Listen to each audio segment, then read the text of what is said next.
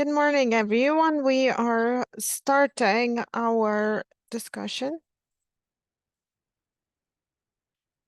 And I'd like to say good morning and good afternoon, but we had a very bad night and the morning is not good either. We've had one air raid alert after another.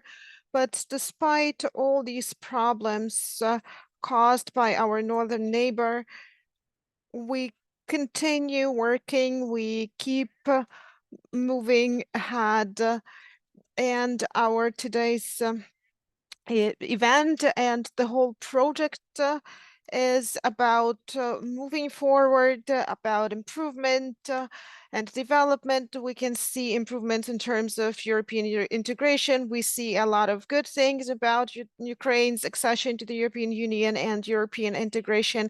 And that is why we actually started this project, which is implemented by the Green Dossier within the framework of the program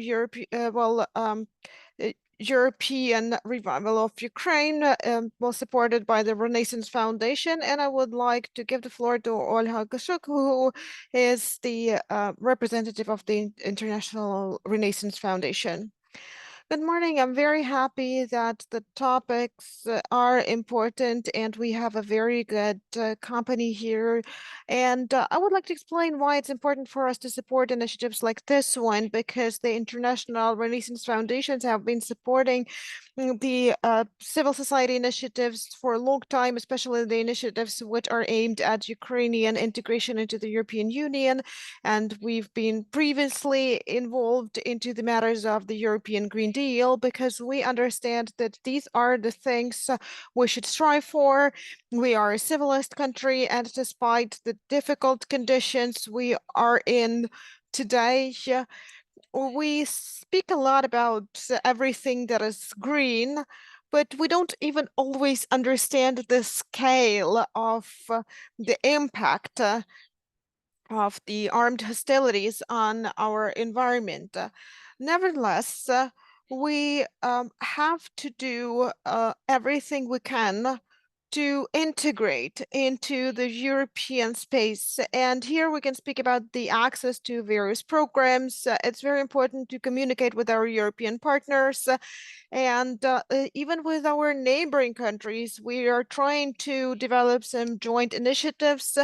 And when it comes to the agrarian policy, it's also very important because we will have to do a lot this year and the next year in terms of the screening that will be done by the government together with the EU. So taking into account the fact that we have very good expertise in our analytical centers, I can see here representatives not only of the Green Dossier, but also of other centers. So I think we should join our efforts and work together because, for example, this project is implemented with the support of the Renaissance Foundation and the European Union because it's important for the European Union that Ukraine and our civil society, our experts, could make their maximum contribution to speed up the processes and to work in synchrony.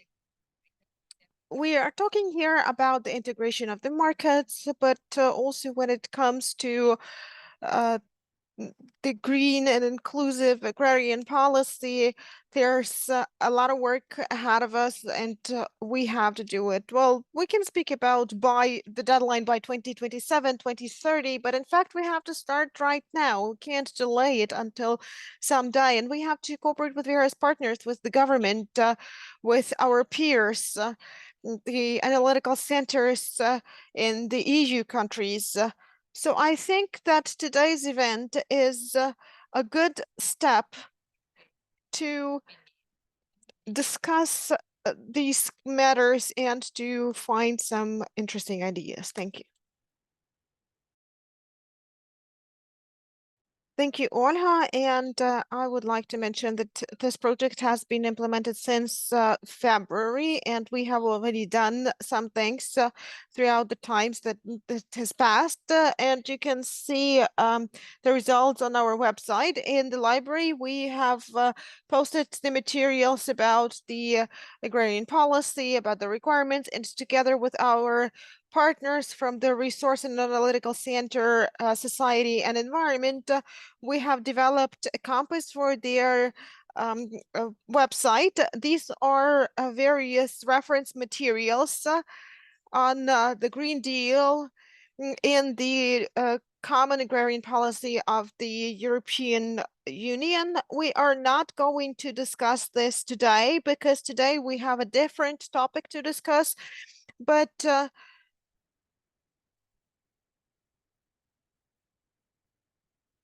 we speak here about making steps forward. So we are making these steps. So we are adapting our legislation to the requirements of the European Union, to this their policies, and we hope that we will soon be full-fledged members of this policy. On the other hand, we want to show to our neighbors from the Carpathian countries, Carpathian region, how we live, what problems we have, and we want to figure out together how we can improve our development. And today is the first celebration of the Carpathians Day. We are very happy that we have a day like that. And by the way, it appeared thanks to our partner organizations from Romania. That was their initiative. But I think that Elena Fischer will tell you more about that and will tell you better about that because she works at the Secretariat of the Carpathian Convention, and she actually supports this international activity, like the Day of the Carpathian. Elena, the floor is yours. Thank you. So sorry, I cannot speak Ukrainian, but I think this is still a lovely and timely discussion. Thank you for inviting me, and thank you, Green Dossier, for hosting this wonderful event. Green Dossier has been a valuable partner to the Carpathian Convention and the Secretariat for many, many years, contributing significantly to our shared mission. So for those of you who may not be familiar, the Carpathian Convention, and the Secretariat who I work for, is a multilateral environmental agreement uniting the 7 Carpathian countries in a shared commitment to protect the environment and sustainably develop the Carpathian region. So we serve as a framework for cooperating across these countries, as well as various sectors, including agriculture, biodiversity, and cultural heritage. We're a platform for developing and implementing strategies, projects, and policies aimed at protecting the Carpathians and sustainably developing them. And we're a forum for dialogue among stakeholders at all levels. And so we're excited to be part of and support events like this, where this work is happening. And one of our partners in this process is Green Dossier. And so we are grateful to them as a longstanding and trusted partner of the Secretariat. Their projects in education, awareness raising, and training, sustainable rural development, cultural heritage are invaluable and are a key part of our mission here at the convention. And their ongoing contributions, whether through actively participating in our working groups or policy processes or providing expert input, have greatly enriched our efforts, especially in Ukraine. And so we're particularly excited about this project, this Green and Inclusive Agricultural Policy Steps Toward project that will significantly advance Ukraine's integration into the EU. And it greatly aligns with our objective to foster policy shifts and building capacities in Ukraine as well. And so today's event is especially meaningful as it coincides with Carpathian Day. So happy Carpathian Day to you all. This day has been celebrated for years in Romania on September 26th. with activities organized by communities, schools, universities, NGOs, and protected areas in honor of the Carpathians. And so to build upon this foundation, we at the Secretariat have been working with Romanian experts to upscale these celebrations throughout the entire region. And so we're glad that you could take part in this region-wide initiative now.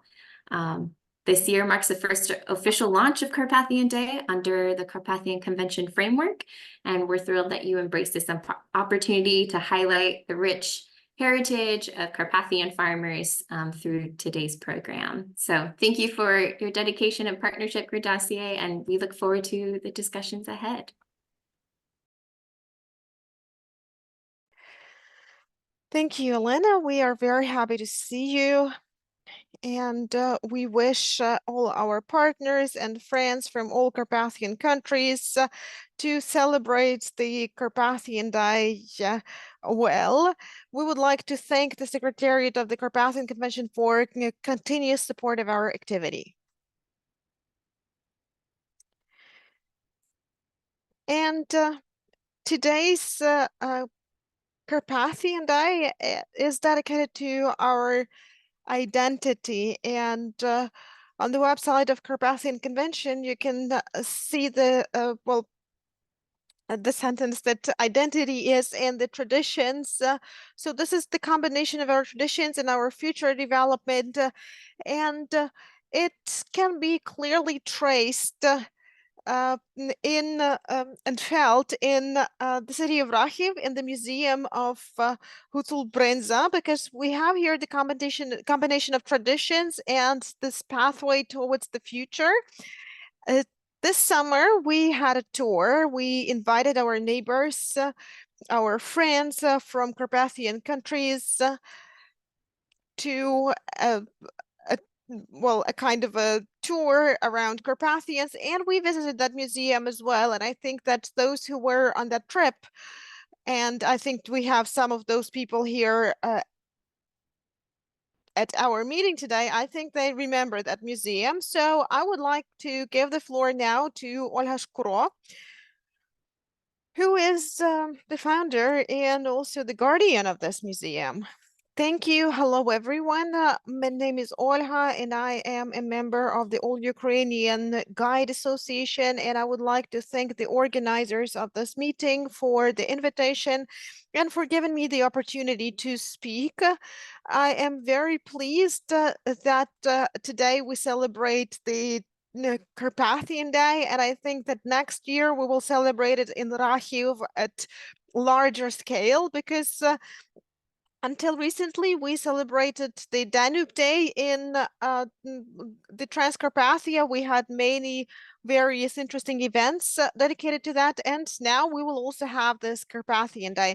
And I would like to present to you the only existing Hutul Brinza Museum. We opened the museum with the support of the grant of the Ukrainian Culture Fund, and in my presentation, I would like to speak about the vision and the mission of museum, about the work of the museum, about the museum as a bridge between the producers and consumers, and also about Brenza, and then I will sum it up.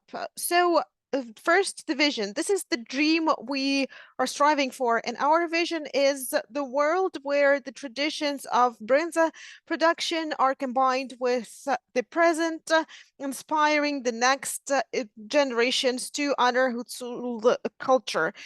Mission, unlike vision, answers the question why we're here and what we are doing. We're here because we got the grant from the Ukrainian Culture Fund and USAID, and we do what we believe very important to do in the present day globalized world. We popularized Hutul sheep brinza, which has the top status in Ukraine. Our brinza is the first Ukrainian product with geographical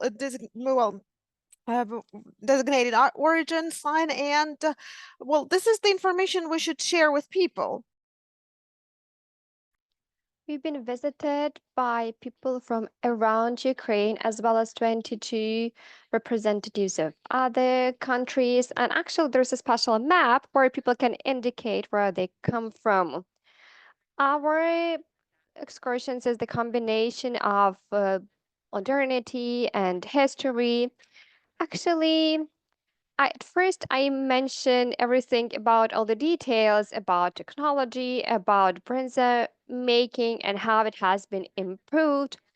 Also, it is part of the non-material heritage. Also, I mentioned all the traditions accompanying bronzer making, about trombita. This is the longest musical instrument of this kind. Color makers, traditional songs, also traditional outfits, and you can take pictures wearing these outfits. Also, to speak about the traditional culture and how one can get immersed into this culture being a modern person. People express a lot of gratitude after these tours and they leave positive feedback.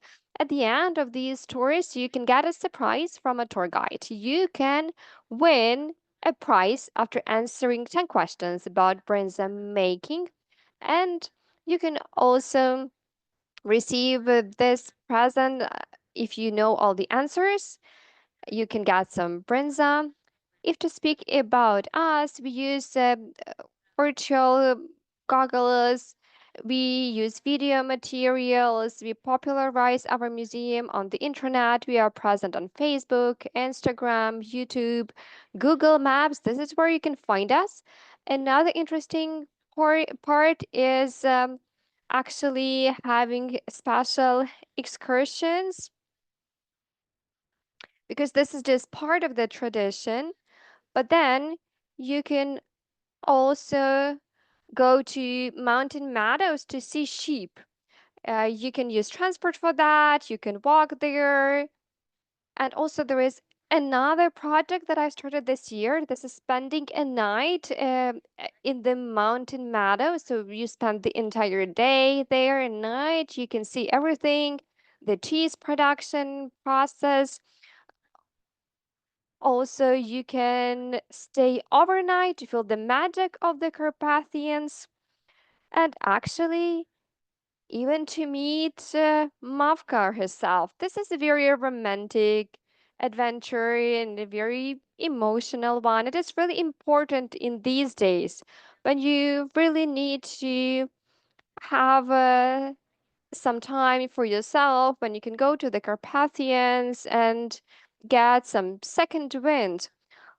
Part of the vision of the museum is awareness raising, because I used to be a geography teacher and I also have excursions targeted at children. It's really easy for me to adapt these excursions. And after these tours, very often we have some research done by pupils of higher school. This is the bridge between those who produce and those who consume. Where can you buy true Brędza Wrachівщина? You can buy it from producers, but the museum makes this distance closer to you because it's easier for you to know the sites where you can buy the cheese. We know that sometimes it is not easy for producers to sell their goods. That is why we really try to make sure that we can promote Brinza cheese and that we can sell them at high prices. We also have local Carpathian goods, uh, different craft products. It is also possible to send it by postal services. And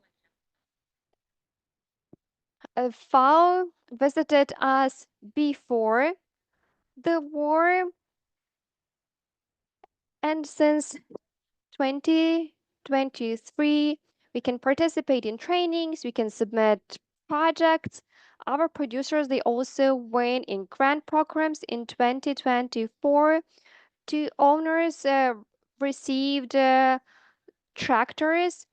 We went to Austria to participate in a training program, and we got a chance to see this equipment. But now our we can have this equipment as well. We are also expecting to receive solar panels. That means that it is not only about traditional means, it is also about some state-of-the-art equipment which yields better results. we participate in many grant programs. The head of the Association of Production of High Mountain Traditional Cheeses, Alexander Martinenko, I'm extremely grateful to him. And last but not least, the Museum of Husul Prince is the place where you can see the past interwoven with the present, where you can really show a lot of respect to those people who make Brinza tea in extreme conditions, as a matter of fact. And this is a very good opportunity to promote this cheese. And also, I would like to end this presentation with more information about the museum.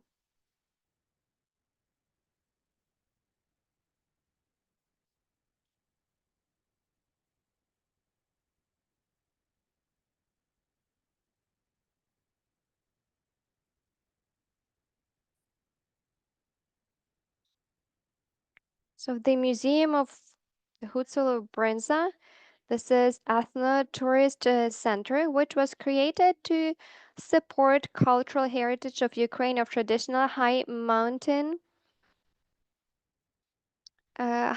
high mountain um, sheep breeding, sheep farming. This is maybe some of you know how it looks. This is how you enter the the very museum. There is a photo area where you can also take some pictures. You can see a statue of a shepherd. Some even think that it's a person. And also we can sing Kolomoikas at the end of the excursion. This is the mantra of the project. One of the first visitors from the Museum of the History of Ukraine, Ruslana Muzachenko, and she puts the first sticker on this map because we didn't have any back then. This is the end of 2021. We've been visited by guests from 22 countries. This is the interior. Virtual virtual trip using VR glasses. And it's really nice for kids, especially because they really love sheep. Also, we have some postcards of augmented reality postcards, which can tell you something. These are logos that you can also see. These are some sets, special sets for tasting. And also, it is very important that we have tasting sessions. This is key, actually. Also, we had representatives from Vietnam. We had guests from Vietnam. These are people taking pictures in traditional outfits. So no matter where you are from, you become a Husul when you put it on. Here we have Anna Antoniuk, Taras Antoniuk, thanks to whom we received this geographical mark. This is the delegation of the local authorities from Rahi. We feel their support and it plays a pivotal role. These are bikers in the museum. So there are different kinds of guests visiting us. We can have a tasting session inside, or it can take place outside in a gazebo. This is an artist from Ukraine. Then we have different workshops of preparing special polenta with brinza. Then we also have a musician who is playing drimba, kulashka with brinza. I think those who tried it will never forget how it tastes. This is how good it is. Also, this is the initiative that I mentioned, visiting sheep. So since March, you can do that because actually there are new sheep there, and especially in the summertime. This initiative is part of the project which is called Hutsul cheese, uh, Hutsul cheese ply, and this is how it looks. This is information about us on YouTube, Facebook, Instagram. Here you can see that over 58,000 people found our museum, but that is the statistics pre-war. Now it's really different. Also, we have an article about our museum in the magazine. Thank you for attention. These are teachers from Kyiv University named after Taras Shevchenko, and my daughter is also there. I am thankful for your attention, and I am absolutely delighted to be able to interact with you and to listen to the rest of the presentation. And it's really great to see a photograph from Rahiv, which is part of this event. I would like to express gratitude to the organizers. Thank you, Olha.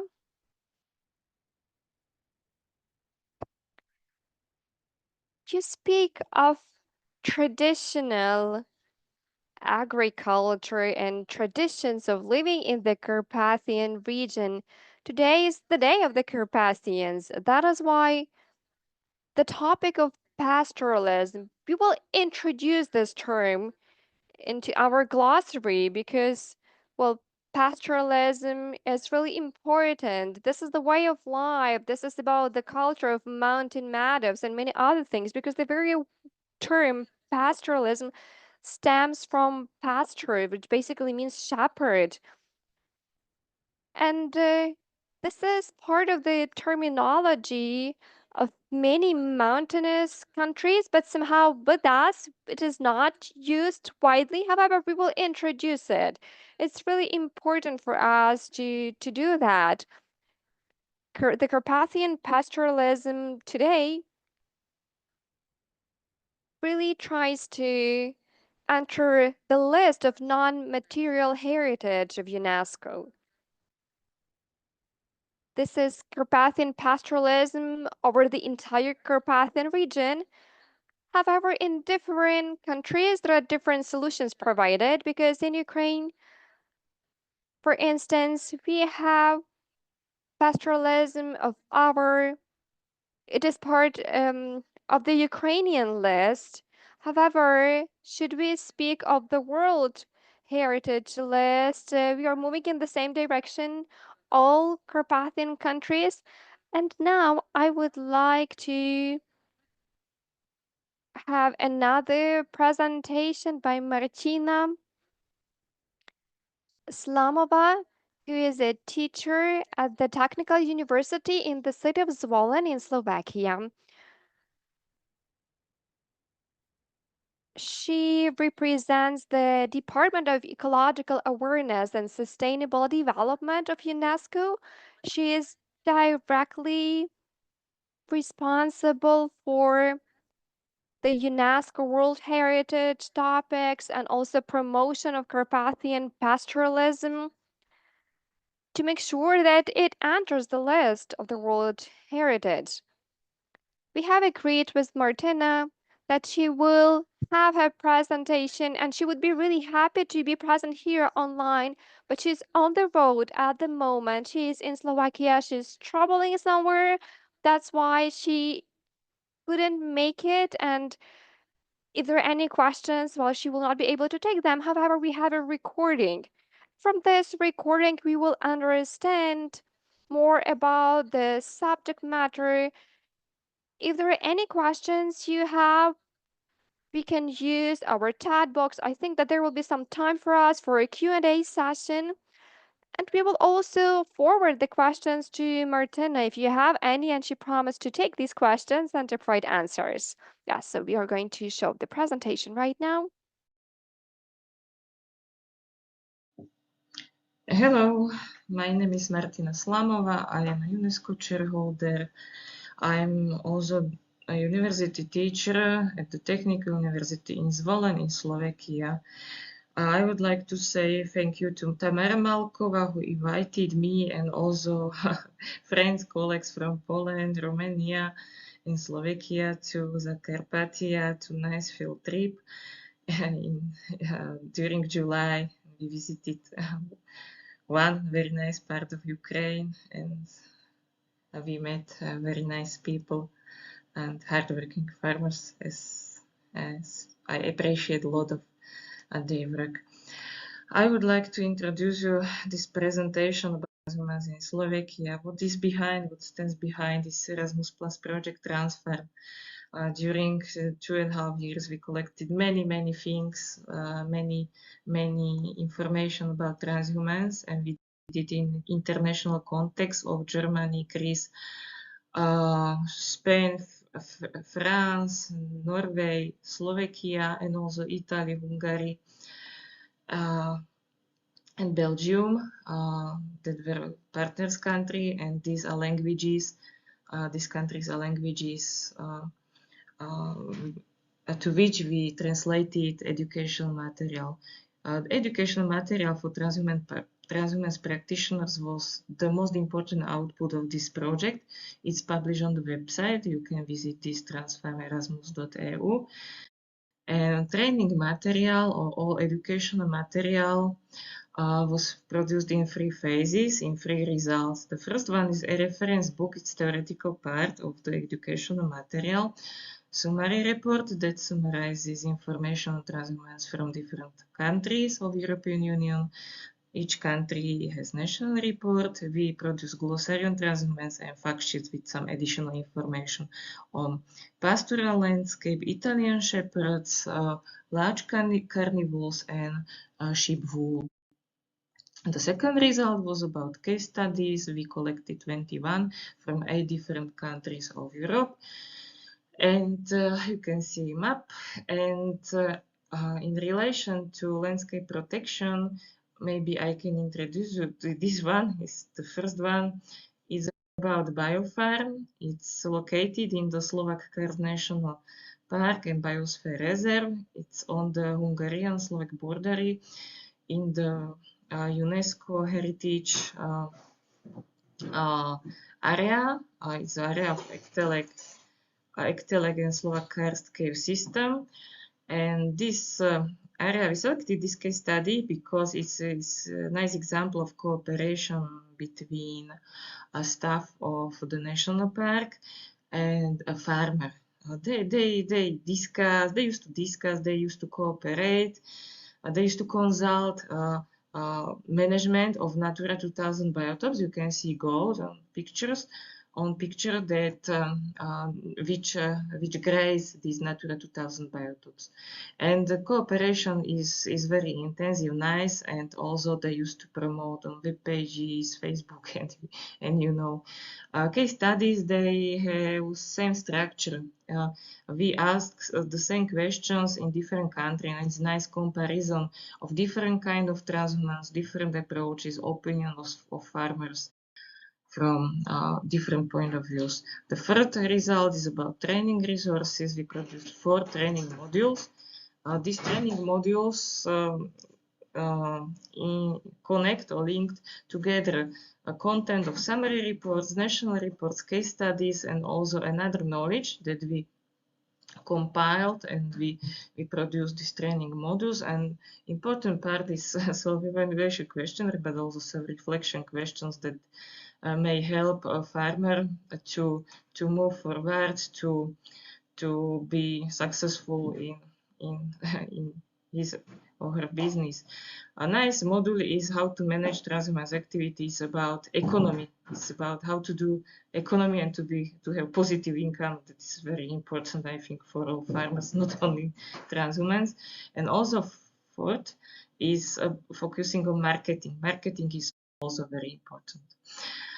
A situation in protected areas and traditional pastoral landscape in Slovakia is on the map, and you can see that there is overlap of traditional middle pastoral landscape. These black stripes overlap in large part with protected areas. It requires very intensive and positive communication between nature protection bodies and between farmers that used to graze these alpine and subalpine meadows and pastures. In Slovakia, they are called Hole, Poľany, Poloniny, or Planiny.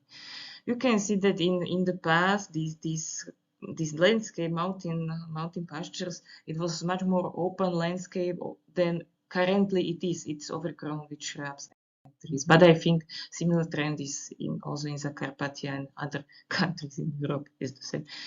On the left, you can see typical high subalpine pastures. They are typical for transhumans in Slovakia, and you can find there also cows and also sheep.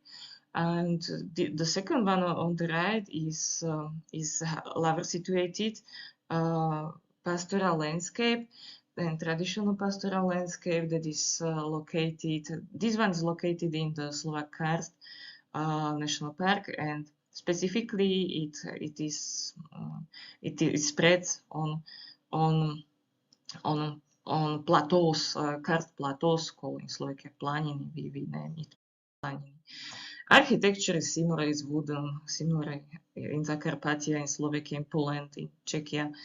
It's simple folk wooden architecture. Typical names is koliba, kolibka, hiška, cholvárok.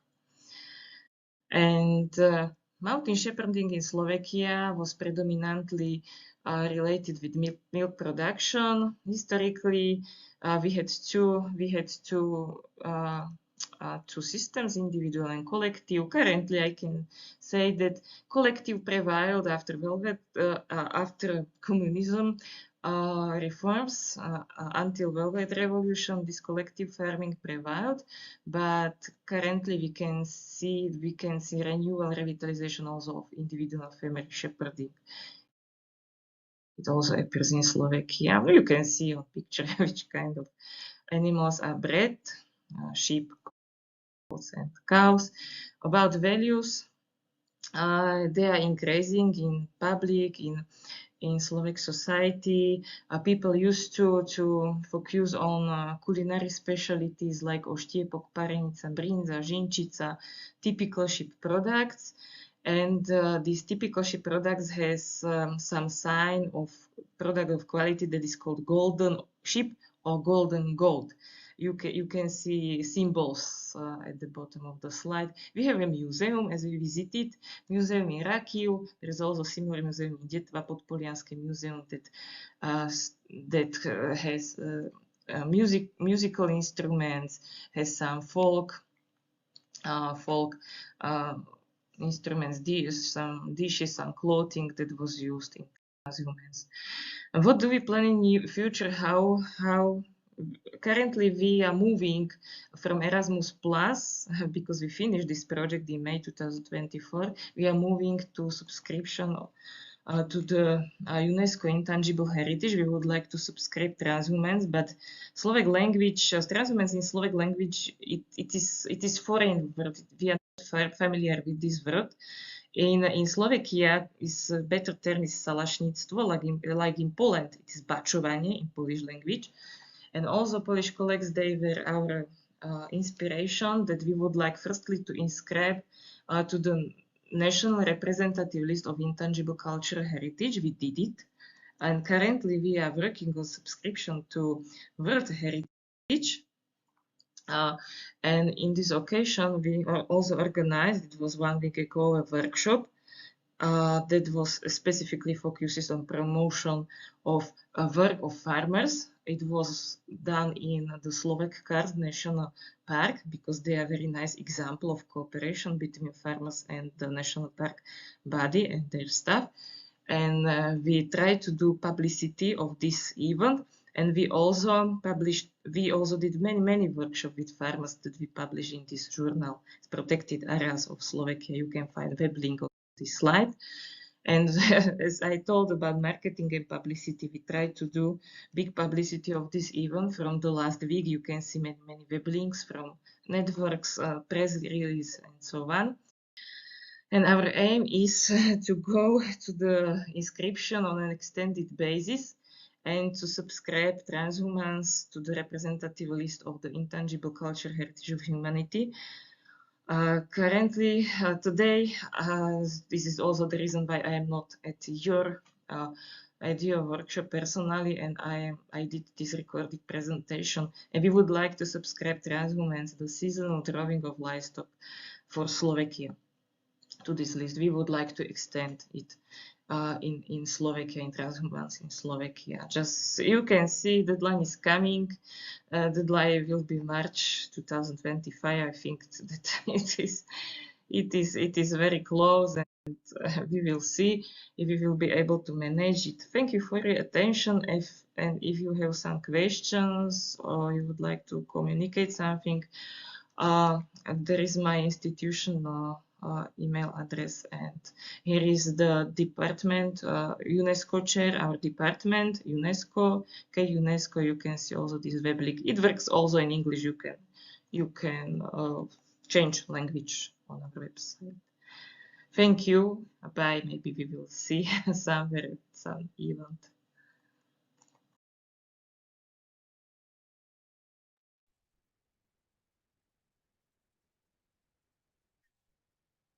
Thank you, Martina. Can you hear me? Is everything fine with the sound? Yes, yes. Yes, I would like to express gratitude to Martina, and it is my hope that we will have fruitful cooperation with the Slovak organization with Martina Slamova, namely, as you've heard, there are many common things that we share. What we also heard from Olha, what we heard from Martina, there are so many common things and many common points that we could share with our Slovak colleagues. And I think that it is really worthwhile for us to expand our cooperation, and it is my true hope that we will be able to do that. If there are any questions that you have, please leave them in our chat box. We will share these questions with Martina, and I hope that she will take these questions, she stays in touch with us, and it will be a great pleasure for her to continue interaction with the Ukrainian colleagues.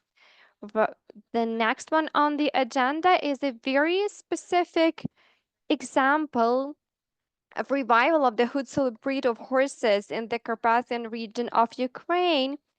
However, it seems to me that Yuri Stavrak is also on his way somewhere. He is on his way from Kosovo to Rahiv. He promised to make a stop somewhere and to join in, but I think that as of now, he has not joined yet. No, we do not have Mr. Stavrak. Is he with us? He promised to connect shortly. Fine. Then we can keep going. We have another presentation on our agenda. And whenever Yuri can make it, he will join us and he will tell us about the revival of the Hutsal breed of horses. He will tell us more.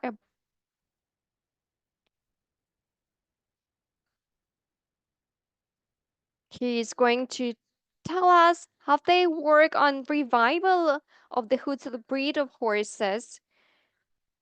And now we go to Slovakia once again, and today with us we have the Association of Nature Conservation Macon International from Slovakia, Dr. Josef Badner.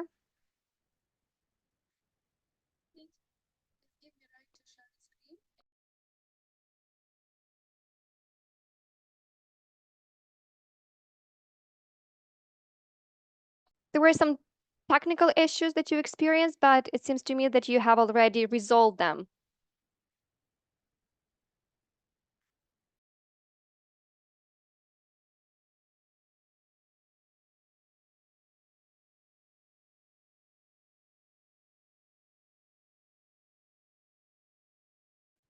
You have such rights.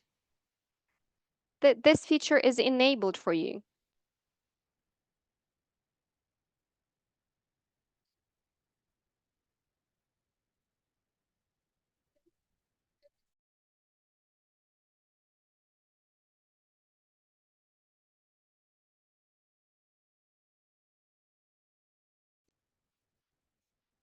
If I may add something, I would like to say that Joseph was also the person who visited us in Zakarpattia as part of the tour program, and Svetlana Belova, the one that you can see on the screen, and the organization that they represent, together with Joseph. they've been working a lot with Ukraine. And it would be really interesting for us to hear from you because we've been communicated a lot. There were many impressions and lots of feedback from Joseph. That is why we are extremely interested in his feedback. That is why it is over to Joseph for him to share more details about his impressions or maybe some recommendation that he has, as well as the plans for future. Over to you. Yes, yes. So, as was said, I would start my presentation slightly with introducing ourselves. So I represent Machon International. It's an organization based in Slovakia. We are an NGO, which has very difficult task, and we try to help reconnect nature, culture, and modern world, because world is changing, and it's important that we change as well and adapt to new conditions. We worked, as was said, in many countries, including Ukraine in the past, and we had very good cooperation with Sinever National Park, for instance. And we're focused also on educating managers, and we are, and as Martina said, it's very important to create cooperation between protected areas and farmers and other stakeholders. That's what we try to be helpful with. My main presentation would be about the visit, which was already mentioned several times here, which was very interesting visit. There were people from 3 countries, Slovakia, Poland, and Romania, representing farmers, but also us as NGOs, academia. So it was very interesting to have all these different views on farming in Ukraine. We were there in July, as you see, 9th of July, we arrived to Kust, which is on the picture. I want to say that all the pictures you will see in this presentation were made during this study tour. So you can see it's a very beautiful area, all Carpathian. Our program officially, or the main program, started on the 10th of July with very beautiful start. And this is near Rachiv, as already was mentioned, with the Museum of Huculska Brinza. But we were having opportunity to use this special off-road bus, I would call it off-road bus, to visit one of the places where we can see the whole Carpathians and see how things look like. Already on this picture, you can see the highest peak of the Carpathians, as well as the type of landscape. And if you see it's not all forested, it means there are people living there and must be some grazing and so on. So it's very positive pictures that there is a lot of going on in the land. Here on this particular spot, it was very interesting to meet the owner, who basically said that he was enthralled when he first visited this place, because this is a place where you can see all the Ukrainian Carpathians, even part of Romania. It's very, very interesting area. And he built on the green meadow his own farm, where you can see also that. And this is what he is doing. He has built also a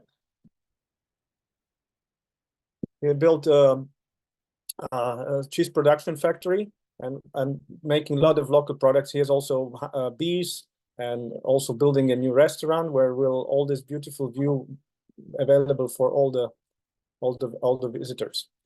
Why I'm saying that? Because it's interesting to say that he's linking 2 important things, and that's the attractive environment and farming, which is making kind of 2 businesses, tourism and farming. Then we were in the Hucul Brinza Museum. I will not say a lot because you already heard a lot, but they were, of course, interesting to have this interaction and trying the costumes or making very popular for young people. I really enjoy this virtual reality because it means it connects with the young generation, as well as the sale of local souvenirs, which were also very interesting and unusual for me. Second day, we went to different valley where there is Molfar factory. Molfar is a company which produces herbal teas. So the Carpathians are rich in herbal plants, and they are collected. What was amazing to see that even the owner is at the front line, which is unbelievable that you can have a company where the owner is not there and is fighting, which is a very sad story. But on the other hand, he created the whole system of processing herbal teas with fermentation, what you see on the picture with the child also able to help. But what was important for me to hear and what to want to share with you is that this company actually collects herbs from a lot of local collectors, so it gives basically income and opportunity to many people to participate. And then they are quite successful in selling this tea all over Ukraine. Even Ukrainian railway are providing the tea when you're traveling. So hopefully in the peaceful times, if you have a chance to go to Ukraine, maybe you will taste it in your train trip. Then we went along a very famous place called Sheep Waterfall. What was interesting for me was to spot that, as you see on the right side, that a lot of other products are sold by many other people who do local products. So that's amazing to see how many interesting things can be done. But this is all connected to tourism, which is now a problem because Ukraine is in this situation it is. That means that, yeah, this is now a bottleneck, but we hopefully overcome. Then also we stopped at some few interesting places that day. We were in a restaurant in the mountains. As you can see on the place, it's a lot of flowers and nice decorations, great food, plus also bee keeping area where we can also have a chance to chat with the beekeepers. So that was second day, which ended actually in Hust, and in Hust is located a small it depends on comparison with individuals. It's a bigger company, but regarding the farming, it's quite small, but still interesting. It's called Med Carpat, which means honey of the Carpathians. It's Mr. Pap who is able to produce, as you can see on the left side, amazing diversity of products for honey. So if people felt that honey is only one thing, that's, as you can see, it can be many other things. And that's also, I would mention later, why this is an important factor. And Hust in itself is a center maybe of beekeeping because it also wasn't a kind of new thing for me. I didn't know it. I have to admit that Ukraine has its own sort of bee breeds, and they pay tribute to it. So it's a monument in Hust. And a lot of, and this is very important, the beekeepers try to keep their breed so that it's preserved. And of course, bees are the key as key pollinators. So the second day we were in Mukachevo, which hosts a house of honey. There is a similar kind of family where they promote honey products, but they also do education, so they can host students or children or tourists for honey product tasting, but also you can buy some other products, plus learn a lot about bees and honey keeping, maybe get motivated to do it. Then we also stopped by, which was for me very interesting, and that's winemaking. Not many people connect Zakarpattia with winemaking, but in the Soviet time, it was very important winemaking region. As they told us, there were about 14,000 hectares of vineyards in southern Zakarpattia, and this was basically abandoned after the collapse of Soviet Union. But there are guys, as you can see on the right side, who felt like we need to revive it. Sorry, we need to revive it. What is basically amazing that they really are able to create small wine keeping companies or wine keepers. I was very pleased to hear from when we were discussing how they're doing. Two interesting things. One, they understand that this is not only about wine, it's about keeping Zakarpattia and its traditions, so a lot of patriotism, as well as that they understand that they are not competitors between themselves, but they have to cooperate. And thanks to that cooperation, that create, for example, joint projects, and they were able, for example, to buy these barrels special for really having quality wine kept in a proper way. Plus, also they're building soon joint laboratory, so they can provide data about their vines that they fulfill all the international standards. And they were able, even in the wartime, to lobby the government, and the government allowed now, which is a big achievement from my perspective, that the small winemakers can sell their products to people officially, because before it would be like giving to friends, but now they can go and sell it in the market. So this is kind of amazing to see that even in the hardship as Ukraine is facing, they are moving forward. And the second part of the day, we went to another very interesting area. We would hear a bit about it maybe later. It's called Nizhne Selishche, which is having for a couple of years already a very interesting factory producing cheese in the old technology inspired by the Western ways in France or Switzerland. So even Ukraine can produce very high quality cheeses. Plus, they created along it the whole community where there is also restaurants and shop of local products and products from other farmers. Or so this is something which shows that maybe we can come to learn how to do things, because it's, if I compare with Slovakia, we also have similar things, but yeah, it was amazing to see what can be achieved. We found EU subsidies, we found some of things we may think we have, but so you can see it's very, very positive what I'm sharing with you, what we have seen, and of course it means we've seen a lot of great people, and congratulations to these people what they are doing. Even in this farm, I wanted to kind of bring your attention to two things. One, already on the building, they say Moja Bativshina, which I understand means my homeland. So you see, it's also this patriotism present, that they understand it's something more important, not only the cheese itself, but it's part of kind of bigger picture that Zakarpattia wants to keep its authentic identity and culture. And the other thing is that also in this cheese making factory would be impossible without milk. And of course, to have so much milk, we'll need to have either big farm, but in this case, in the Carpathians, it's not easy and not possible to have, or it's possible, but maybe it would be different image of the whole mountains if there would be big farms. So they are able to collect milk from local smallholders who have few cows. And this is also, again, this interesting system, how they can keep the whole community alive, because everybody has income from keeping the traditional farms and traditional cows and or sheep or whatever they need for production of this cheese. So I was asked to give some remarks to the visit. So first, also, I would just say that what we have seen were basically, I would call leaders or good people who already showed that it's possible to keep this farming. Of course, there are certain things where I would like to say. First, what I noticed, and I mentioned to you in this example, is that there is support to local communities, so that maybe the leaders are helping others with these networks of supplying milk for cheese, or honey is also exchanged, so that the bigger producer also sell the honey from others.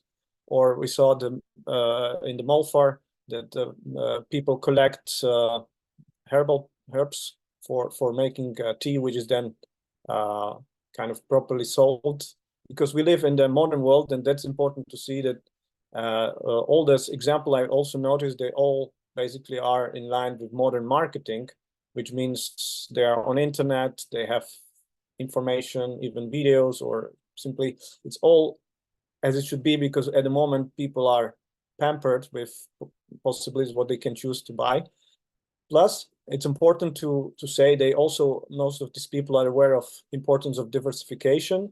As I mentioned with the honey, for example, they create products I've even never seen in Slovakia. So there are some honey food supplements or medical things. So it was amazing to see. Plus, connection between farming and tourism, because this is very attractive region for Ukraine. Basically, the highest mountains of whole Ukraine is there, so it was always traditionally attractive for people from Ukraine to come for relax to Carpathians.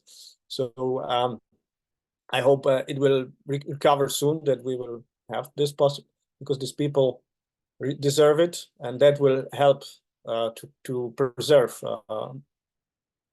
this kind of farming we have seen in this study tour.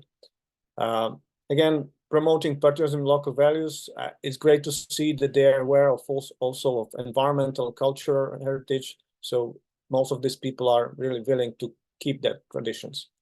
And also this picture shows their master of useful improvisation. So even not having on any special support, they're able to create all this, what we have seen in the beautiful pictures before. On the other hand, there are a lot of challenges ahead, especially when we're talking of joining EU, and that's I try to kind of summarize them in this slide. So the biggest challenge would be the price, because unfortunately people buy food according to price, and opening this market on one hand may be an advantage, on the other hand can be a trouble. So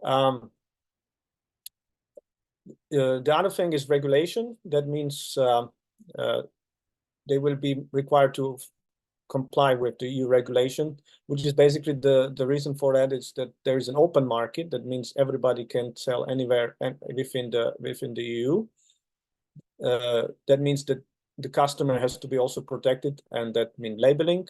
I have put here two pictures to maybe, I know everybody familiar with that, but in every EU country on milk and dairy, on dairy and meat products, you have to have this circle where it's clearly and very easy to see where the product is from, because even famous brands sometimes sell products which are made from, let's say, sources from other countries. So, for example, old brand in Slovakia, which is a big milking dairy company, sells German butter even under the Slovak name. So that's sometimes a big problem.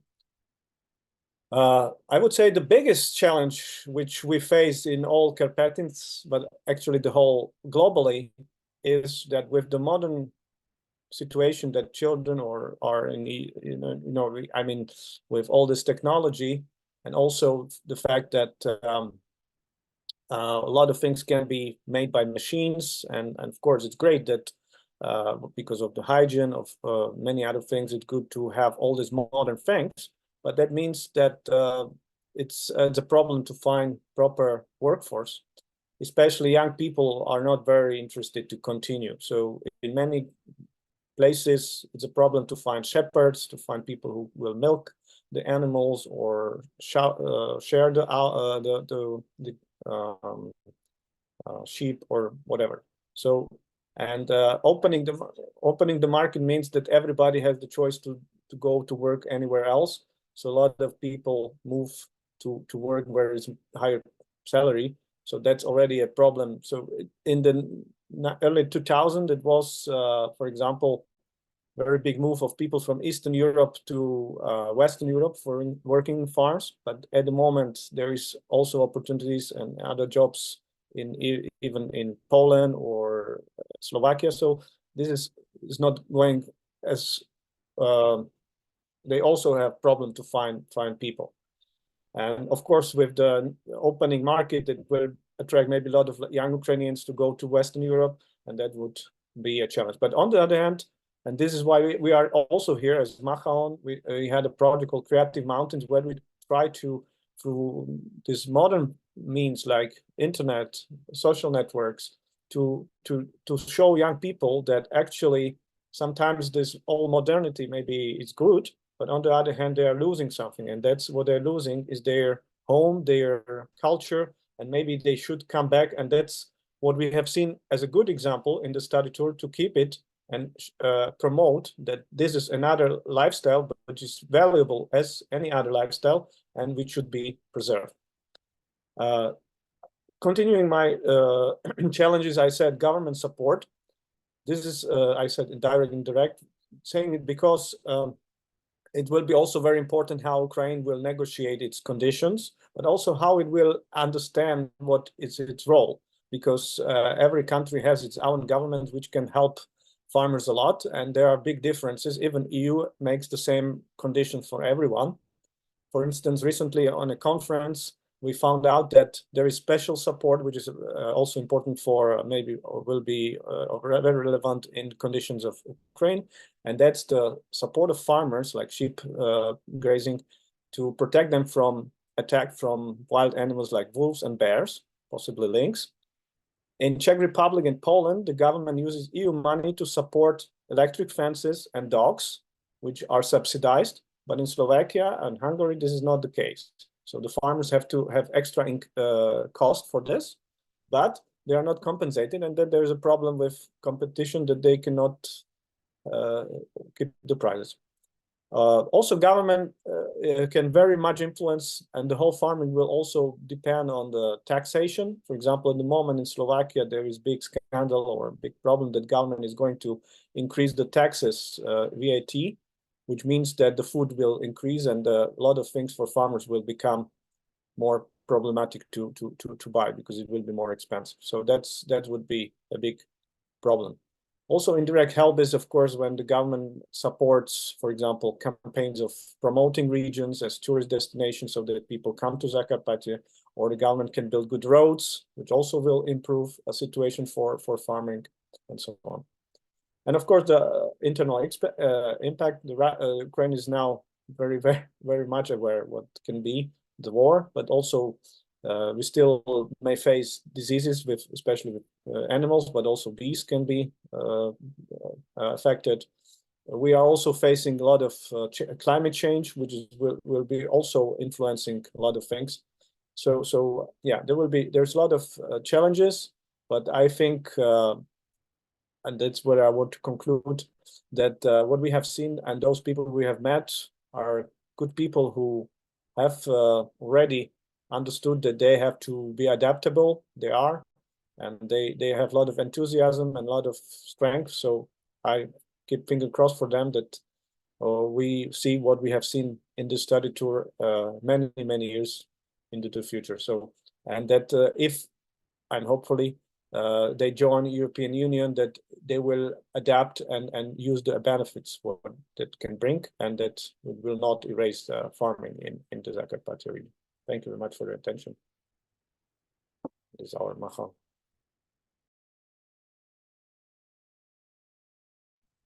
Yes, there's a lot to think about, a lot of food for thought. Thank you, Jozef. And should you have any questions? I actually have so many questions, and I think we should probably put these questions and these ideas down before our next meeting. We are going to have another meeting like this one at the beginning of November, and we'll be talking to the representatives of the European Commission, to the representatives of our government. We want to discuss the matters of common Carpathian interest, the interests of Carpathian farmers, and we also have the idea of discussing the possibility to develop a strategic plan for common agricultural policy for the Carpathian countries.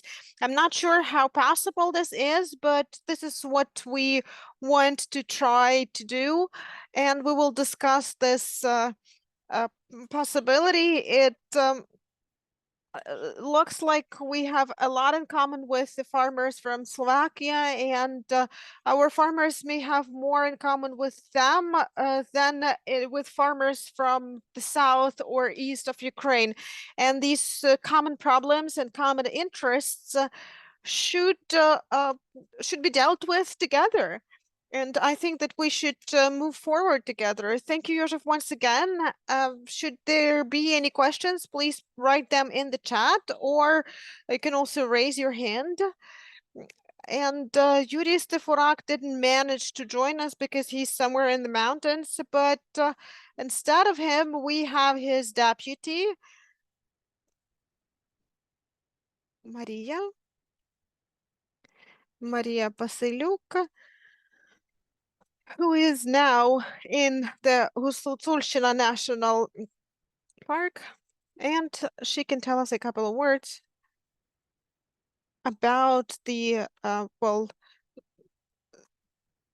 revival of the Hutzul breed of horses. Can you hear us? Yes, I can hear you. Well, thank you.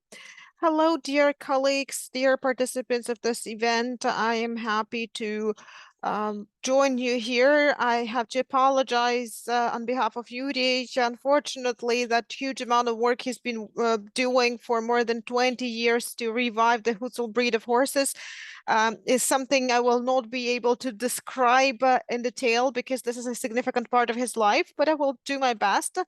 Yuri and his wife, Irina, have been working on the revival of the Hutzul breed of horses since the foundation of the Hutzulshina National Park, which was about 20 years ago. And when Ukraine became independent, the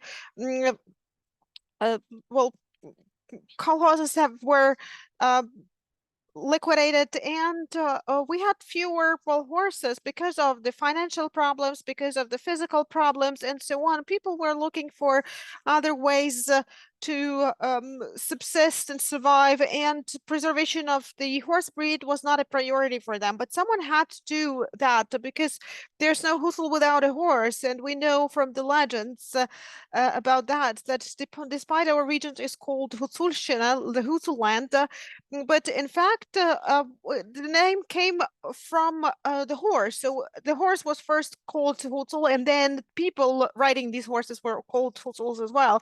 This is a legend, but sounds very nice.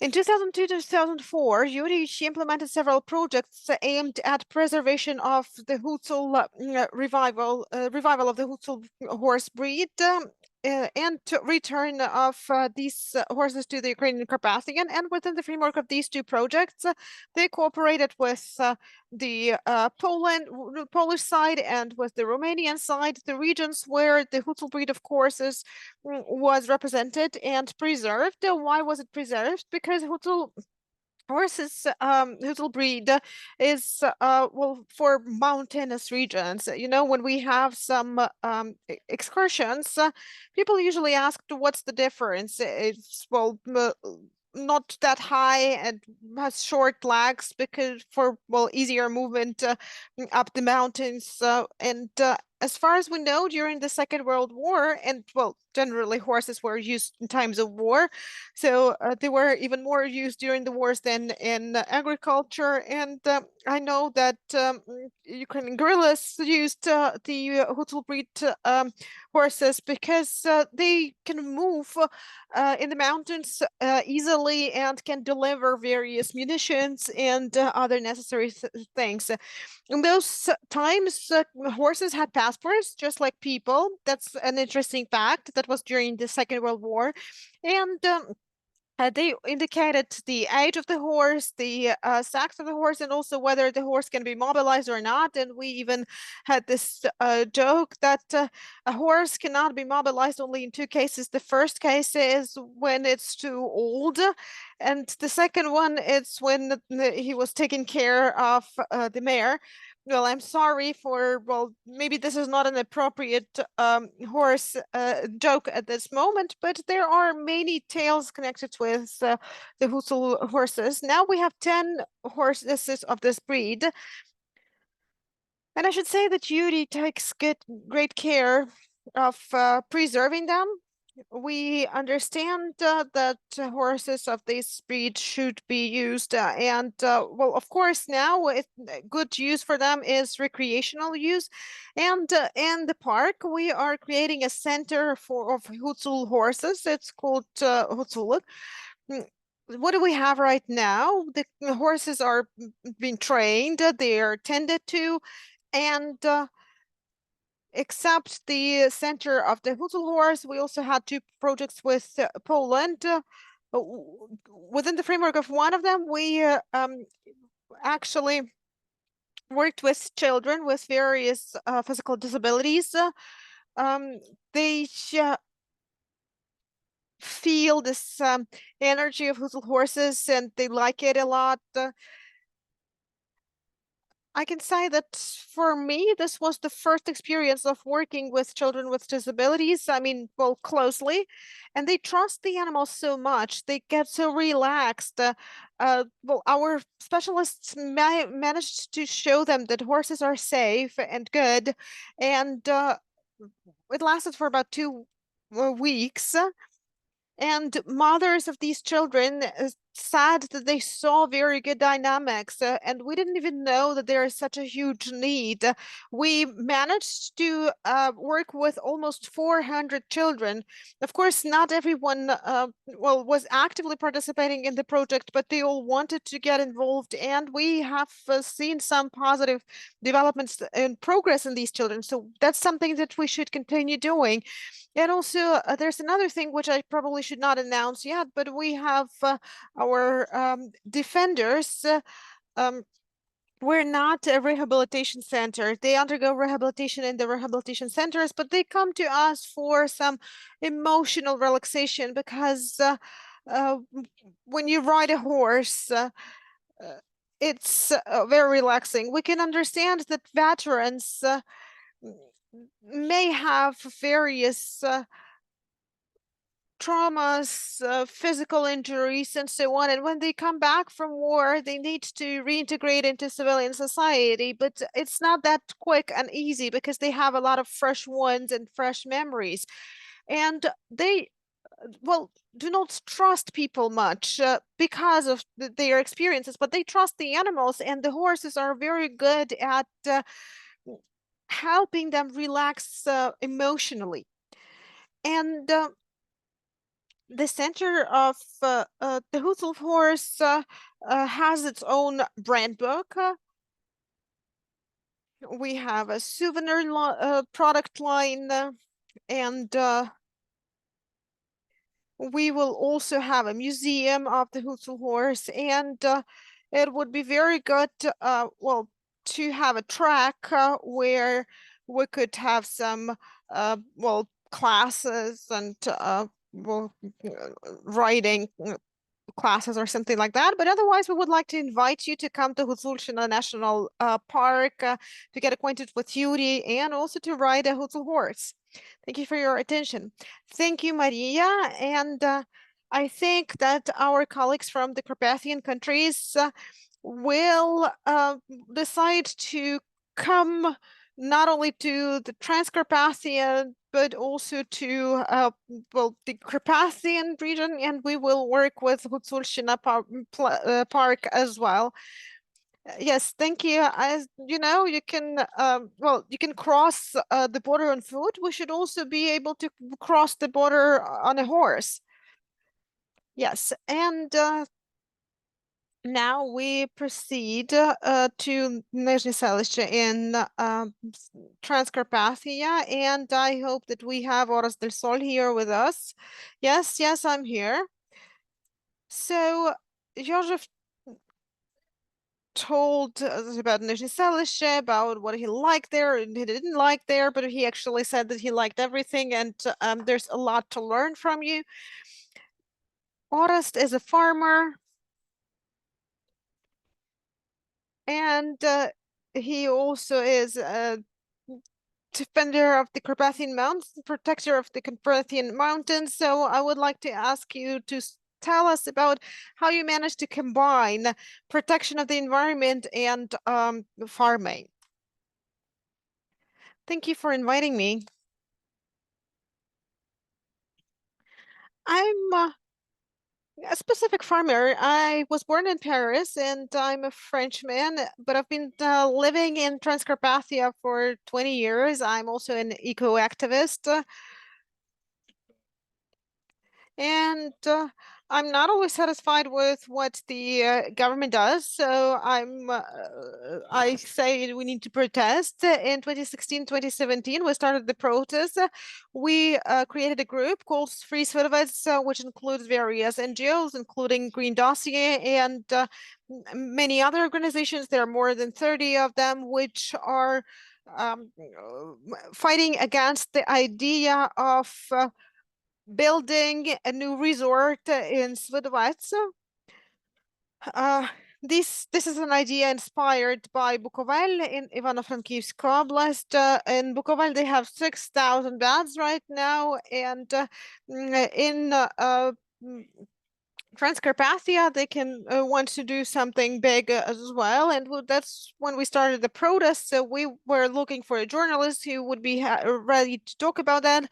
Then the next step was to sue the government because the communities were not informed. Well, there were villages saying that they didn't have any access to the information. And that's how we started the movement called Free Svedovets. We have to understand that this is a unique Carpathian place, a very beautiful place, not a very high one, less than 2,000 meters. And we know that the Carpathian Convention and the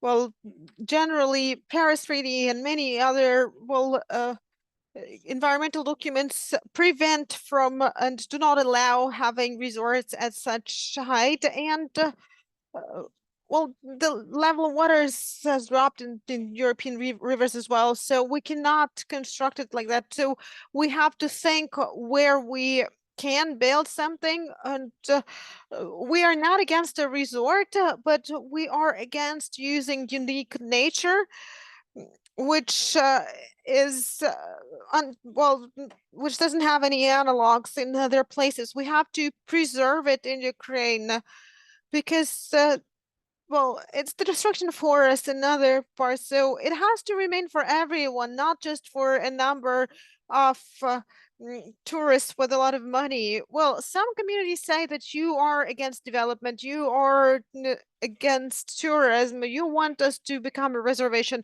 No, we do support tourism, we do support economic development, but we are against doing it at any price. And well, it's difficult to understand the price when we lose some lands. We don't know what we're losing, in fact. So we need a very good researcher who can work with that. I fight as an eco-activist because we want to do everything legally. So we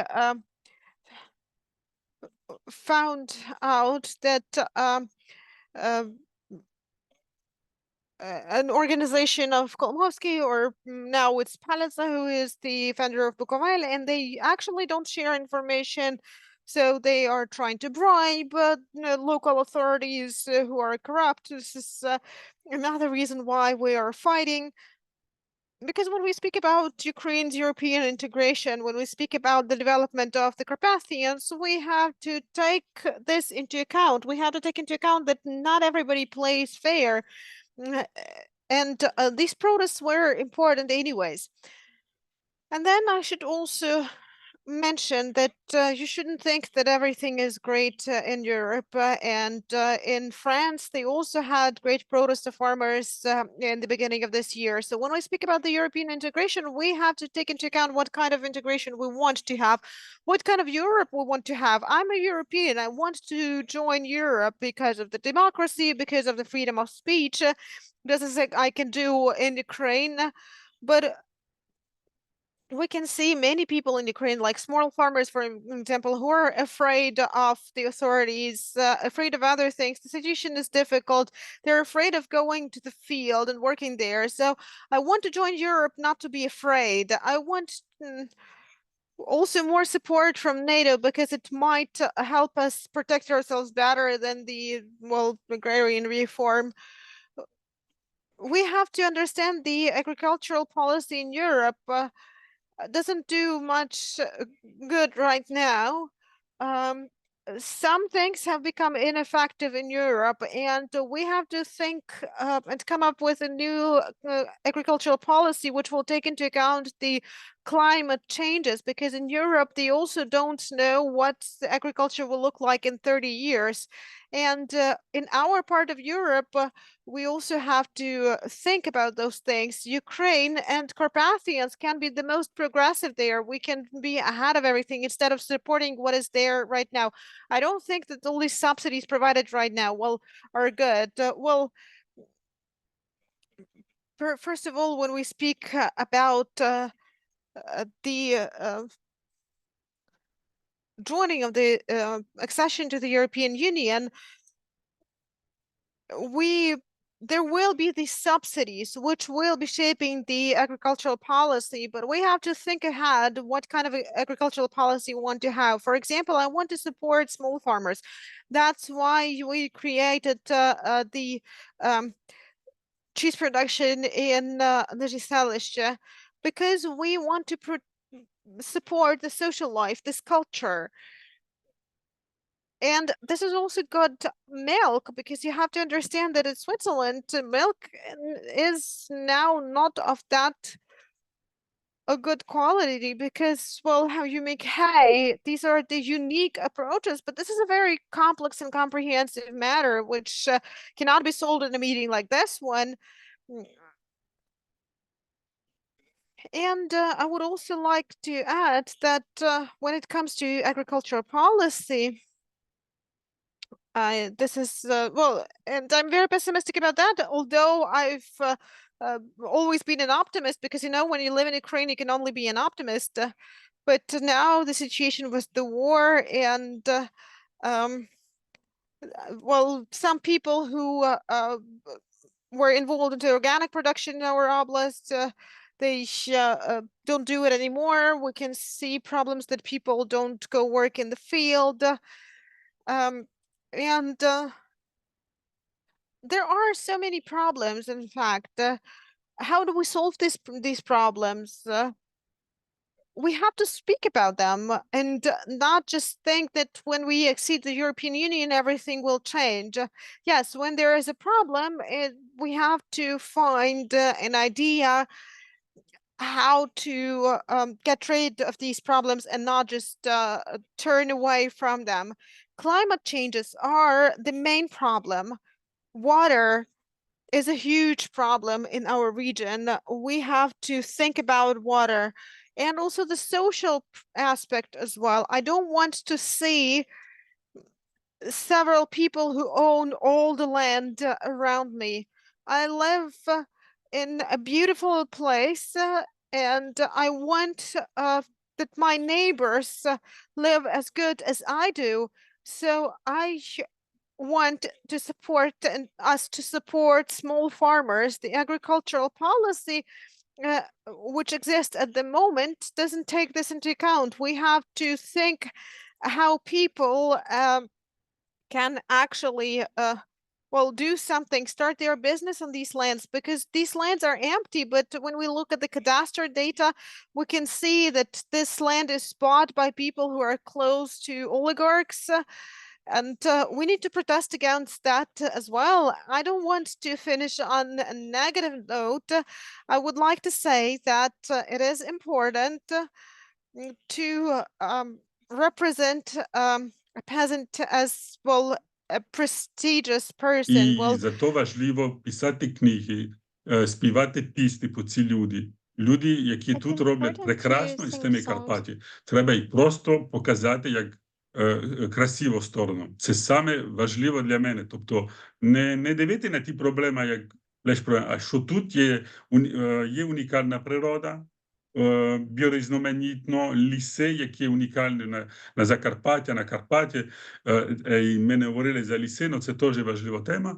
І треба показати люди, які тут в цій краї. show that how beautiful it is here. I'm open for a discussion. Thank you, Orest. Yes, it was very intense, your presentation. Yes, you know me. Yes, we do. We do know you. And the topic brought up by Orest, one of the most challenging problems you are facing right now, the climate change. Do we have Raul with us? Do we have Raul Kazan with us? Yes, you have me. Before anything, I'm supposed to share the presentation, if I may. Yes. Can I? So today with us, we have Raul, who is representing a Romanian organization, to Celsius Association president. He was also part of our visit to farmers. You also know a lot about him in the context of the Carpathian Convention. This association is also well known for its partnership at the Forum of Civil Society as part of European Neighborhood. Over to you, Raul. Thank you so much. I'm so happy to join the mountainous civil society of Ukraine, the country that I admire most in the world.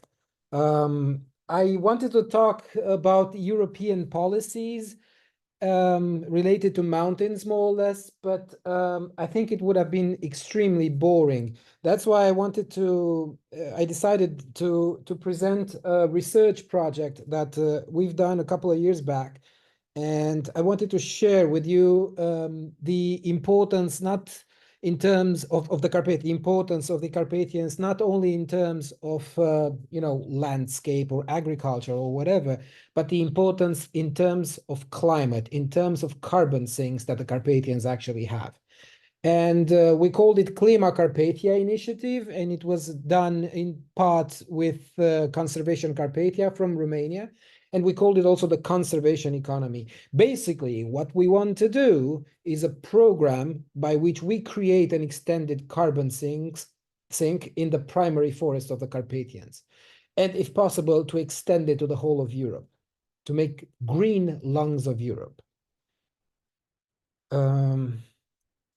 Okay, so I got to put the whole thing into context, and that context would be the recent reports of the IPCC, where the essential narrative is that we have to keep temperatures from rising excessively. So considering, according to the Paris Accord, the levels until 2030 and until 2050, we have to reach net zero at the end, and until 2030 to reduce our emissions by 45%. It is recommended within the IPCC that emissions are supposed to be done by forest growth, meaning a natural carbon sink. Also, it's important to mention that the concentrations are supposed to get lower than 350 parts per million after 2050. Now, these are just considerations related to what we're aiming at. But what is mentioned on top of everything, and it was the buzzword all over the place, starting like 5 years ago, was nature-based solutions. And what we're supposed to do with that is that we have to reach carbon neutrality by reducing and decreasing atmospheric CO2 otherwise. So not only by natural solutions, but by some technologies that are being prepared. The technologies we already have, they're called forests, and most of them are in the mountains. And most forests in most European mountains are based in the Carpathians. Therefore, starting 4 years ago, we were supposed to have a threshold of 7.6% to reduce our carbon emissions by 7.6%. Yes, but with a base year of 2010. Let's see further on how we can do that. Well, we can do that by selling a new concept. And that new concept is the concept of proforestation, meaning that we have the forests already. We're not supposed to invest in something new. The forests are there. And by proforestation, we understand that these are actually working to their maximum potential to extract carbon from the atmosphere. Primary forests store more carbon and have a greater biological impact and diversity than managed forest. It's important to point that out. I'm running through it a little faster because I'm not gonna have I'm not gonna be able to present it in 15 minutes. So again, I'm trying to define what proforestation is, and actually this is a concept promoted by Professor Muma from Tufts, from Massachusetts, and he's making the case here. If you see, you know, it's there are American trees of peace. Basically, it's a coniferous forest, and the way it stores carbon, and you see that the older it gets, the more carbon it stores in terms of tons per forested hectare. So what proforestation means is letting forests grow to their ecological capacity to store carbon and to reach their massive biodiversity potential. The definition of an old growth forest is something that I put here, but basically there are many definitions for that. So it's how we define maturity in sort of an ecological quality. These are different approaches. There are different definitions that we can give, but anyway, it's important to mention that deadwood is essential for forests nowadays. So basically what we require is very simple: no intervention into the forests. Here on this slide, you can see the Carpathian mountain range and the fact that it, at European level, it has the richest, say, surface of European primary forest, especially naturally in temperate climate, because north of Finland and north of Sweden also bring about a lot of forest richness. However, on temperate climate, we Carpathians are offering the most massive carbon sink. This is also an important slide where we can actually check out and see how the forests are being distributed at Carpathian level. We're gonna pass over that because it's pretty clear, and we are aiming at sequestering carbon, and this is done by conservation, and we are supposed to see after a short research that the old growth forests in the Carpathians cover more than 300,000 hectares. So in terms of carbon storage, we can save 225 million tons of carbon equivalent or CO2 equivalent on a hectare. So the protection of these forests is supposed to be complete and absolute. I know it sounds like an enormous surface, but protection is the way to go. So in terms of negative emissions, so how much carbon is being extracted from the atmosphere, the Carpathian primary forests are essential or substantial carbon sinks, and they sequester carbon for centuries. Carpathian forests can sequester 2.4 tons of equivalent CO2 per hectare in a sole year. So at this point, if we take all the primary forests in the Carpathians, we will make around 775,000 tons of carbon stored in only 1 year, which is an immense number, by the way. These are numbers that we can compare to Amazonian forest. So we have to touch upon a little the European legislative framework at this point. And you see this guy, it's a Timmermans, that he basically worked on the Green Deal and the climate law. He's no longer involved into European politics, only Dutch politics. But after we had these two pieces of legislation, we draw three essential understandings. The first one is that the natural sink of forest has to be maintained and increased, so by European law. Then the European Parliament, the Council, and the Commission, all the member states have to take all the measures at European level and at national level to enable the collective achievement of such an objective. And the measures at the EU level have to constitute an important part of the measures needed to achieve this objective. Also, furthermore, and this is more recent, is the EU forest strategy. So it has as an objective an effective afforestation, meaning planting trees, but also forest preservation and restoration. This is very important because it's the bed for pro-forestation. So basically what the EU is giving us is like a way of interpretation to protect more and more forests. Now, our project, which was called Klima Carpathia, was this. It was intended to dedicate a significant part of the Carpathians to the development of our mountain range in a biodiversity reservoir and the carbon sink that assists in uptaking the EU biodiversity, forest, and climate change strategies, basically all strategies that we are interested in at this point.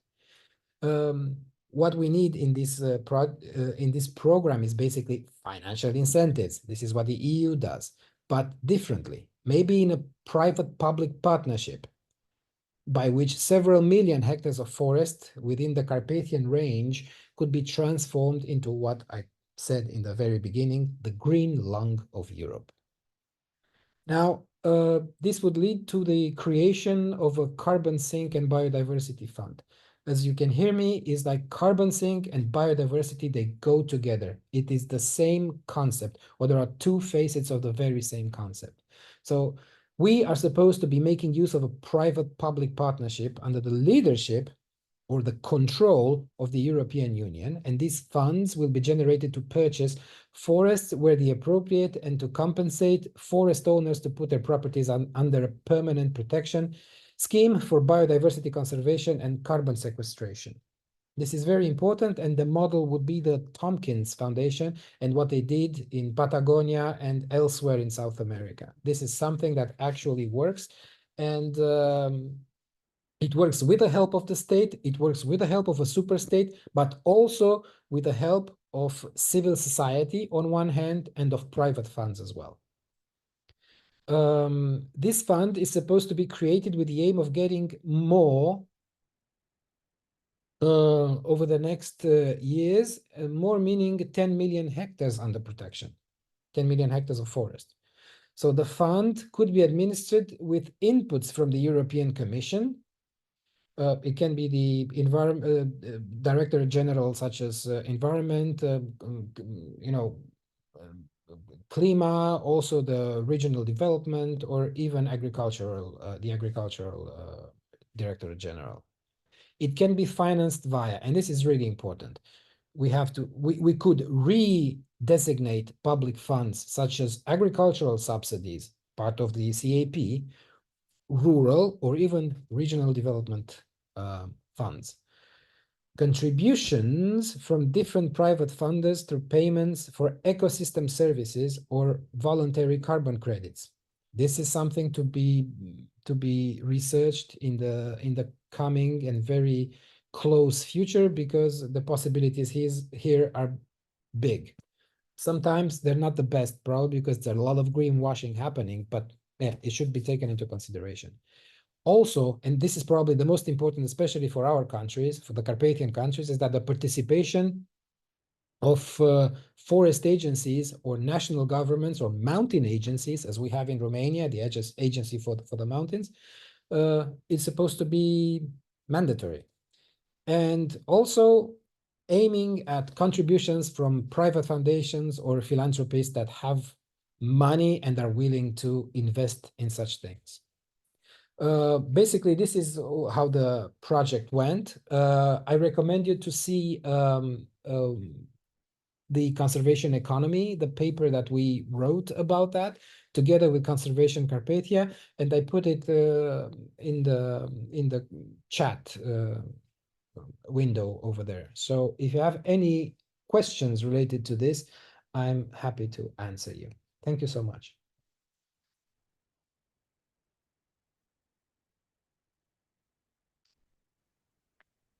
Thank you, Raul. That was the last presentation for the day, actually. That is why I think that we could use those 10 minutes which are left for a brief Q&A session. So do we have any questions? Okay. Well, I have a question. We have listened to Orest and we have listened to Raul. So what about these approaches to forest conservation have aligned the with the situation that we can see at Svedovets, for example, and whether we can stop it through your integration processes, because we have some unlawful actions taking place, some activities, because we are not protected on the one hand by the legislation of the EU, or it can happen anywhere. Even if we become a member of the European Union, these things still happen, because somehow I'm not sure I got a clear picture of how it is. Are you addressing this question to me? This is the question to both of you. Well, I would say that it's not enough to be a member of the European Union. We need locals, we need local authorities, we need the national government to understand these processes, because legislation or recommendations, that doesn't suffice. It's important for NGOs, for the media to speak openly and to have a lot of clarity and understanding about these issues. Under the legislation, there could be a wind farm, for example, located in mountains, high in mountains, but people, they really need to analyze, they need to see communities themselves, whether they need it. They need to know about co-funding. Is that for the benefit of community, or it is a foreigner who will benefit from that farm? That is why it's not enough to be a member of the EU. It is not enough. It's important for people to understand what they want, what they need, to think about that, to monitor it, to have oversight over those initiatives which come from the state. Well, yes, but I don't know how feasible it is. Well, we will keep working. We keep working, you keep working. You really need to be mindful of that, because when we had the revolution of dignity, that was a very important moment when people protested against something. They took some steps. The same works here. We really need to be vocal about this. It will give some result. It takes time, but the result will be there. Thank you. There is a question from Olha. Am I right? Can I answer as well a little bit? I just have a comment. I salute what Oreste is saying, for the simple reason that environmental justice is at the very core of it. So basically, the very superior interest of the local communities lies at the core of it. The problem is the financing and the understanding that proforestation or conservation, extended conservation, is in the very interest of those communities. Of course, if the communities don't go with it, that would be undemocratic. So you need another ways to foster it. But why is it important to be, I'm speaking as a Romanian right now, why is it important to be a member of the EU? Well, I must confess that the European Commission has the legislative initiative in Romania. Literally, this is the only initiative for better legislation in Romania, especially in matters of environment, because this is not coming, from inside the Romanian society. And all these, together with these initiatives, we get more ideas. So basically, we have in the public sphere at this point, in the public discourse, in the public narrative, as you can call it, this idea of proforestation, of extended preservation, and it starts to ring to people and to communities to understand more about it. If we were, secluded, and Romania was secluded, it was super isolated on the international arena in the Ceausescu times, and that was only 35 years ago. It's like yesterday. But nowadays, everything has changed due to the European Union so much, and of course, it has its problems, and it has its own little jibber jabber that is happening there, but it's part of the whole democratic process that I always salute, and it works also in the interest of the environment and of the communities.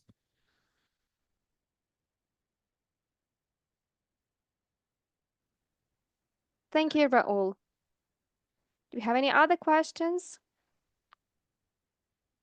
We have some questions in our chat box. Questions to our colleagues from the EU. What about the code of agricultural practices and how effective it is when it comes to nitrate pollution in the EU countries? Some code of best agricultural practices or good practices. Yes, I can take this question actually, because the very code of agricultural practices is mandatory for those who receive subsidies from the European Union as part of the common agricultural policy. So this is the recommendation of the EU, and it has to be adapted for each member state. It means that in each member state, there will be a different variant depending on conditions. If to speak about nitrate pollution, there will be an answer when we have the analysis of how efficacious this policy is. We have this new policy. Well, it was launched in 2021, and it's only 2 years.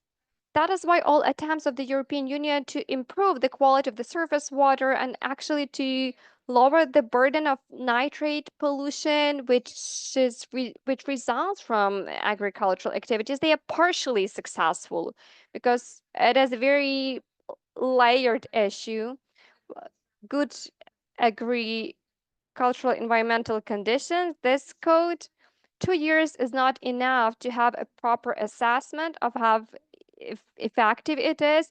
And once again, it depends on the country. It differs from country to country. If you need more details, yes, I can provide them to you, but in a nutshell, that's the answer. Olha Ihnatenko is an expert of ours. She worked with the European acquis. She prepared materials. And I would like to repeat myself that you can go to the website of the Green Dossier. There is a library section there. Thank you. Are there any other questions or comments? Yes, Olha. Yes, I have another comment concerning the role and positive or negative effect of a membership can have. Well, actually working it in both ways, because we had video lessons recorded, and it was about agricultural policy. You had the statement, who is responsible for shaping of an agricultural policy? And your answer was, it's you, all of us. And this is what the European Union definitely supports. Any initiatives, if to speak about policy making, is under consideration. It's absolutely fine for stakeholders to submit their proposals, their voices are heard. That is why, if to speak about this particular point, this is good practice. And the European Union is based on that. It is something that we can definitely benefit from. That is why I think that for us, it's going to be an extremely positive step. We have the policy of community engagement, we have practices, we have experience, we have a well-established history of civil society. We're allowed enough when we want to achieve something and it will be endorsed by the European Union. If we cannot find it in some other alternative models, we will find support. We will enlist the support of the European Union. It will be positive dynamic. However, we need to get together. We need to offer our recommendations, but let's not be silent. We really need to work in the direction of policy making, which would represent our interests and interests of other stakeholders. Thank you, Olha. That is to say, we need to work on having common policy of their Carpathian countries pertaining to the Green Deal, common agricultural policy. We have many commonalities between each other, between our countries. We have similar challenges, and it makes all the sense for us to speak about common strategic plans. That is why it's part of our agenda. I would like to express my gratitude to everyone. Our next meeting will take place in early November. At this point, I do not know about the date specifically. We will share this information with you. You will receive an invitation from us, and we will speak about common action with the representatives of the European Commission as well as representatives of the government. Thank you for the participation in the event.